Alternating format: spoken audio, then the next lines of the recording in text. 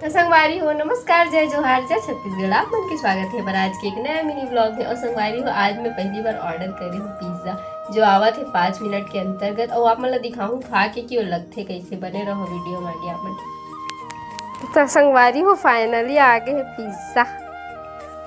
ये first time खाऊँ मैं यहाँ, देखथन कैसे लगते तो खोलता नहीं ला। ये तो संगवारी हो का मसाला है दादा, हम जानन नहीं कैसे खाना है। सॉस ला जान थो बस, दिखथन खोल के का है का नहीं है।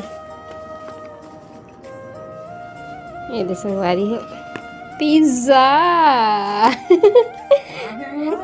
पिज्जा है संगवारी हो, नानी कहा रे कहा थे। ये देखो अन्ना खारे कैसे खाबो। हो चलो खाथन पिज्जा कैसे लगते। का डलाए है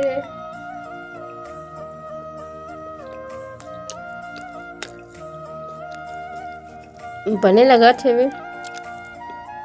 देखो बारीकी से का डला है दादा में। सॉस वगैरह लगा खाऊं तो शायद अच्छा लगी है। ठीक लगा था वैसे।